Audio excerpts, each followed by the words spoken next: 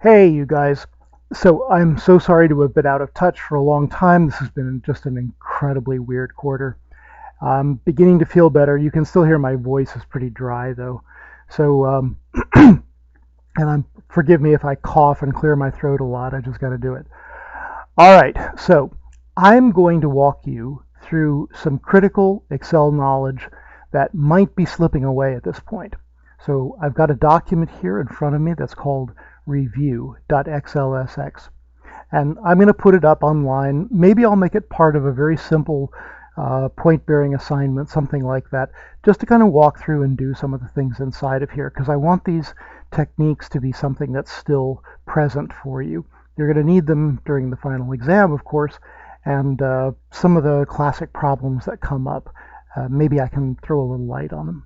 So this is going way back. On this first sheet here called Basic Edits, I'm just reminding you of the most fundamental, simple thing about how we do formulas, right? So let's say I want to do some adding up here. Remember, if I type, what do I start with? Always the equal sign if it's a formula. And then there's this very simple sort of point and click and type function in the formulas. So I'll click one cell that I want to add. Now I simply type in the arithmetical symbol for addition here, and then I click the other cell that I want. And up here on the formula bar, remember that's what this thing is up here, I simply click my little check mark, and I get the 4, and I can carry it down. Now, all pretty simple, pretty straightforward. We don't do a lot of typing here, so these things can slip away, but it's good to be able to keep yourself typing for these kinds of things. One more little example while we're here. Let's say that I want to multiply the first number in this line and the third. Now, this is data, so I'm not just going to rip it apart and change it, but I want to leave out the one in the middle, right? So in this case, it would be equals this cell. Now, in this case, I'm just going to do exactly the parallel, right? This times that, and click. And then if something really complicated was going on, like over here, I need to add up 2 or 3 of these numbers that are not sequential and laid out right next to each other. I'm just going to come up here and hit, I'm way up on the right-hand side in case it's hard to see, the auto sum. And since there are no numbers immediately lined up with it, it just goes blank, right? So at this point, I say, I'm going to add up the 2. Now, that was a standard click. To get other bits that are not close to each other, I hold down the control key from this point on while I'm selecting. So here's control, click, click, click. All right, and you can see what it's done is this little comma separation in the formula. So then, kaboink, there we go. And that's the way we do that.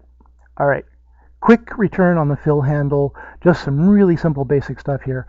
I may ask you to construct a schedule, right? And we drag these things down and we see that.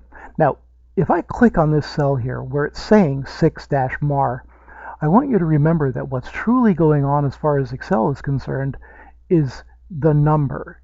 It's not the formatting. So it sees that as 3/6/2019, right? Now here's Monday.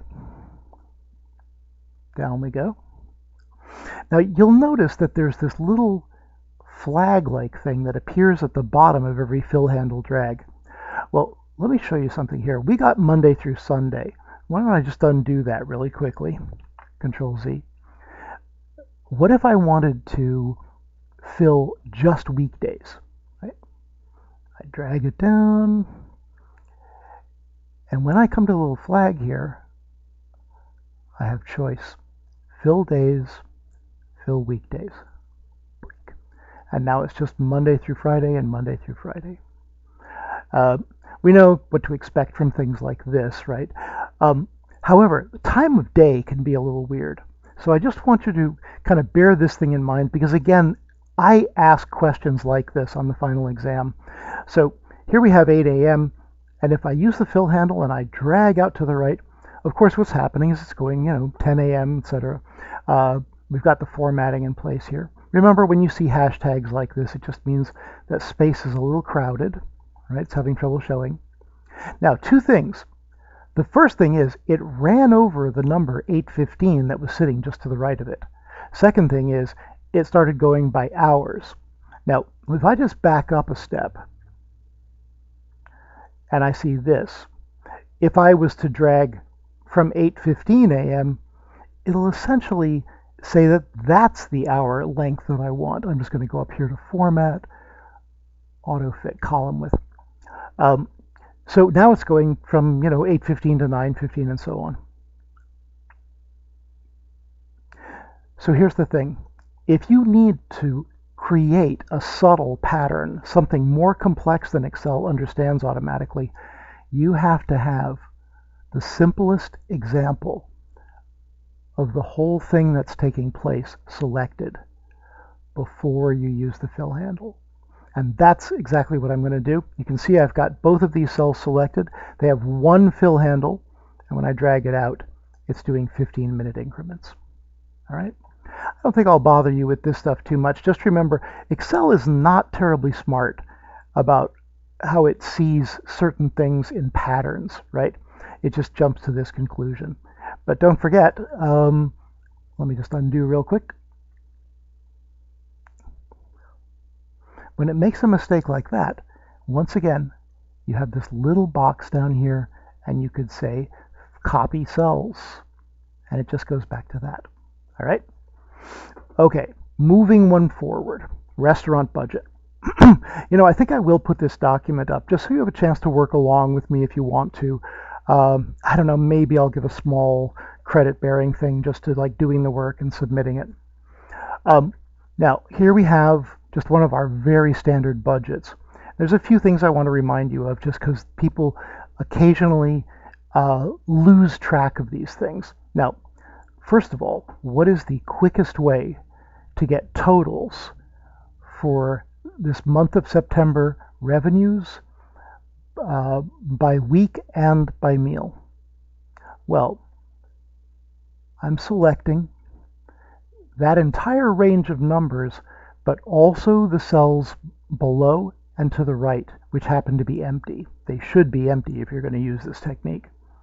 All right, and then I'm going way up to the upper right-hand side to the auto sum button, and bing, and there we go. All right, well, pretty clearly, anything we need to add up, we can do this with, right? Anything that's a big stack of numbers together. Once again, auto sum. And we're doing pretty well here. We've got all the answers from this thing that we need. But how does profit and loss work, right? So profit and loss is a subtraction question. And basically we have our total revenues, right? What came in, and we have our total costs, what went out. And so your profit and loss formula is your revenue minus your costs. So in this case, that's incredibly simple to put together. There isn't some click a button formula for this, but all I'm going to do is go equals the revenues minus the expenses. And confirm, and we've got our number there. And then we simply use the fill handle to continue that formula out to the end here. And this end is significant because in this column we have the totals of the revenue for meals, we have the totals of the costs, and then so we're seeing the total profit and loss at the end of this month. There's another classic thing here, which is choosing an average from a range of values in here. It confuses people because they don't feel that familiar with what's taking place in this particular spreadsheet. But up here we have week 1. We have the amount of money that came in for dinners, lunches, and brunches. Up here we have week 2 and so on. Now, these are the sales, right? These are our sales. These are our costs. The question here at the moment is average sales. So what that means is, let's put in the average. And remember, auto sum up here has a drop down arrow to the right with some handy common ones that we need to use. So here is the range to get the average sales per week. All right. And then I'm just going to confirm it. I'm not sure why we have such a gigantic decimal area there. Doesn't seem to want to shift it. Come on. Wow, it'll let me go up but not down. There's something very strange taking place in there. That's a little better. All right. It doesn't see that. All right. And then at this point, of course, if I drag it across, I'm getting the averages for the following weeks. All right. And then if for some reason it seems significant, right, maybe you want the average of the profit, but I don't think that's a terribly significant number usually. Now, once again, we're having a little trouble making everybody fit. And the final thing I want to say about this is, if I give you money to process, make it look like money. I will absolutely take points off if you don't. So with all this area selected where we need this, remember, this is the drop-down arrow that shows you the various types of number formatting you can choose. And I'm just going to choose currency. And there we go. All right. Now, I'm going to move along the bottom here because we have, I don't want this video to become unwatchably long. But let's see, here's filter chart. Now, this may seem a little bit obscure, but like if I take these two things here and I choose to graph them, right, or chart them, I'm going to go insert, recommended charts. Let's see what we've got in there, maybe these guys. And we can see this by that over this period of time, right? Now, I'm just going to delete that. We don't really need it. I wanted to show you a neat little thing that may come in handy because I tend to give you tips about things I may use on you in the final. So you might want to remember our ability to filter things, right? So with the area selected, if I come way over here to the top right, here we have sort and filter, and you'll notice the choice filter. When I click it, these things have now developed combo boxes. That is the name for the drop-down menus that we see in these positions. Now, at this point, if I do something like this, here we are, we've got the year and the volume, just exactly like last time. We're going to go insert, recommended charts. We're going to see the one we want and open it up. All right. Now, in this case, if you get a challenge on the assignment, like, well, just show me the years 2009, 2012, and 2015. You can do this, right? We come over here, we have the filter. When I'm filtering stuff, if I want to clear the decks, I click select all. And then let's see, 2009, 2000, what was it, 13? I don't even remember. 2015. Okay. Boop. And now here we have it. All right. Now, this is kind of a quick detail to mention, but if you make a chart for me and I don't see an understandable label somewhere in sight there, that is, that's a big problem in a chart. So I need to know what these things are. I need to be able to make sense of what these things are and so on. If you formatted these with dollar signs and so on like that, that would be a mistake as well. So context matters, details matter. All right, let me take a look here. All right, so now there's just a couple little things I wanted to show you on this. One is the different ways we can approach some of this stuff.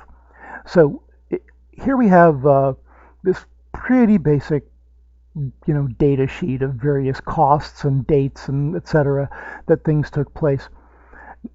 Now, this can be pretty cool if I want to do something like make a pivot table out of it, but I wanted to show you the thing about conditional formatting again.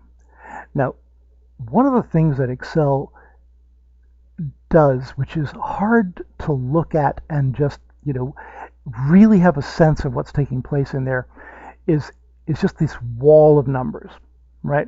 Now here we have our costs, and it's great that they're in dollar signs and decimal places and all that stuff, but I wanted to remind you that under conditional formatting up here, we have various ways that we can make it visually clear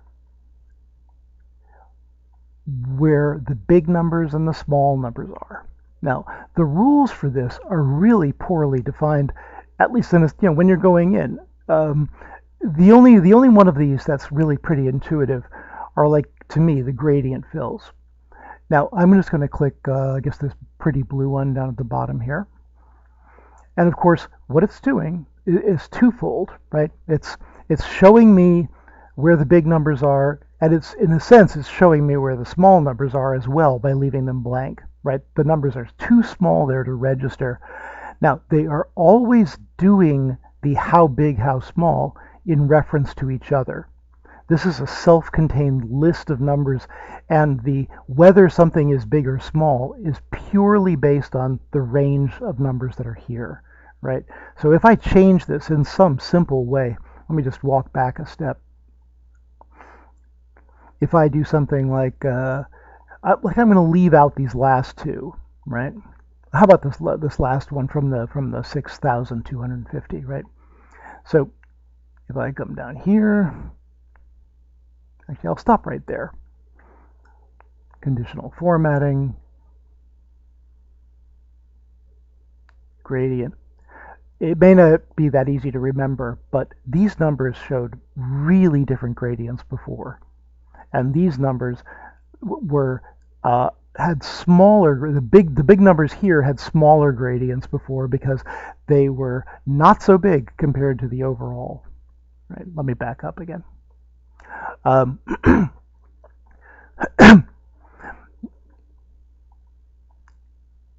Let's do another filter thing. Now remember this, if we select an area here and we come up and go format as table, this is really not a necessary way that we have to do this, but it's a quick and dirty filtering system that has, a little bit of a style built in. So as usual, it's simply prompting me, is this what you meant? Yep.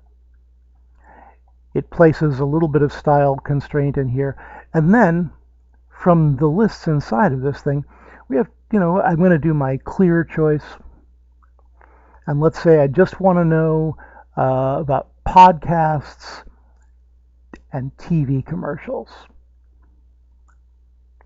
All right, here we have it, sum total of all these things. So this is just a nice, simple, straightforward reminder about both formatting as a table and about the filtering. All right, let me take that off. Remember, when you've done a filter, it leaves it there until you remove it, right? If you saved the document this way, that's what the next person would see. So I just click that same combo box button, I choose everybody, and I move on. All right. A couple of weirdos here that we're going to deal with. We had one fast encounter with this, but I am going to put this on there. So if you have to study a little extra to get comfortable with doing some of these things, that's the thing to do. Okay, so we have as our subject the if formula. And you remember, if basically looks at a number, and if it's above something, it triggers one answer. And if it's below something, it triggers a different answer. Now, I just wanted to shake this up and put something slightly different on there, even though this is the same material, just to show you how just completely flexible and informal the outcome is. I mean, here our outcome is going to be love or hate, right? So let's start from the beginning here. we can go to formulas. We can go to insert function, and if is sitting right on top of the stack. Right, so we say okay. Now this formula causes people a lot of confusion, but honestly, there's only one challenging line here really, which is the logical test. And this is kind of a question of how you phrase this in symbols rather than just asking a question, right? But here's the basic structure of it. Now, you always need an example. So I start with the number immediately next to me, the one that will create the answer outcome here, right? If 2 is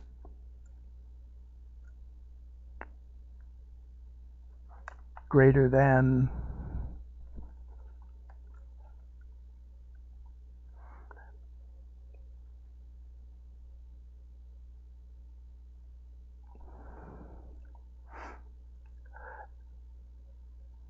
oops, sorry, I got distracted. My cat did something weird. Let me back up again.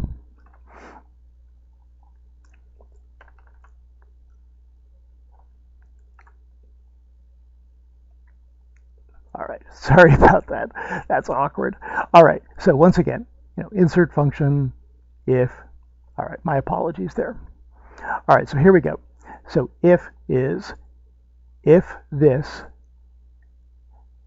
is greater than, now let's put it this way. Let's see, we have a range from 1 to 4. So let's say if it's greater than 2, you love it, right? That's a pretty low bar to pass, but okay, if this is greater than 2, what's the outcome? Now look, I'm just typing absolutely normal language in here. This is just basically a box that it will show depending on what the number range was. And down below, I'm putting the alternative answer in. If that's not true, if it's below, if it's, let's see, I guess if it's below 2, it's going to be hated it. Okay. So at this point, this is good to go for dragging it down, right? And we've got a very simple loved it, hated it formula at work. All right. So the thing to remember is you always need a starting point for the comparison. It's like getting a little volunteer from the audience to come up, and that's the one you're going to show it with. That's your proof of concept right there. All right. Now, details. Now, details really only means paying attention to the little stuff on the page so that you don't get wrong answers, basically. So we've got some kind of goofy data here. I mean, these are supposed to be a whole mix of things that don't ordinarily sit together in a group. So we've got altitude, high temp, low temp, rain in inches, snow in inches. So it's just kind of like a ballpark collection of weather and general sort of atmospheric facts. The altitude is a factor, of course, in the weather. Now, we need the average temperatures here. So let's just go, oh, by the way, I'm going to get back on the Home tab, right? I'm coming up to Auto Sum, and of course it has the average built in as a choice. Now, what people get wrong when they do this is they just sort of go to sleep and they say, oh, there's a bunch of numbers, I'm going to average them out. But remember, it's a very small collection of these things, right? It's the high temp and the low temp. Now, this is not even accurately representative of the way an average is supposed to work. We'd have a number of numbers that we were averaging out, but this is a quick and dirty example, right? So equals the average of these two. Boop. And I'm seeing it's, 56.5 degrees. When you get a little message like this is Excel saying, you didn't use all the numbers nearby. Is that okay with you? And in this case, absolutely it is. Now, at this point, this is good to go. We drag it across, and we're seeing this is supposed to be Fahrenheit, obviously, right?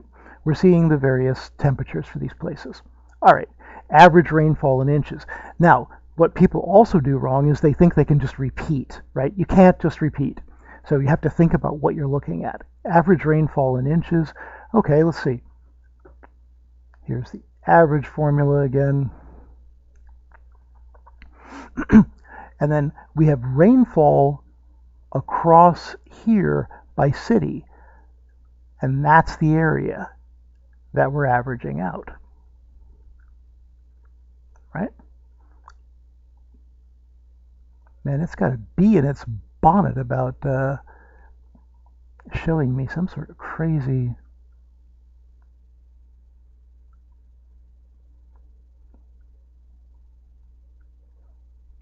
I've actually never seen it have this particular problem of wanting to show a whole hell of a lot of decimal places and refusing to not show them.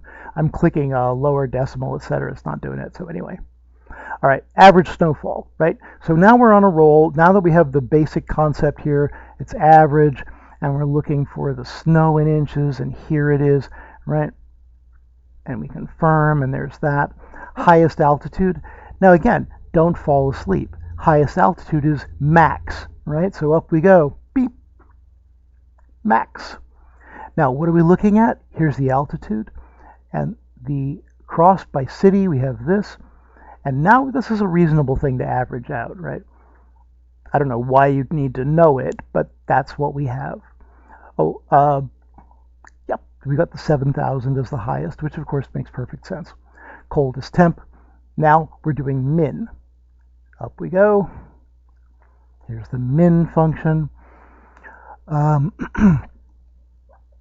Coldest temperature, here we go.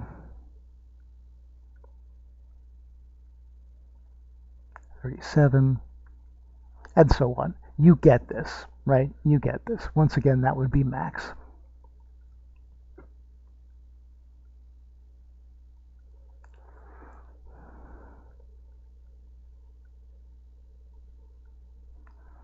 Okay, now moving right along. We just got a couple more to go, so I'm going to push on through this thing.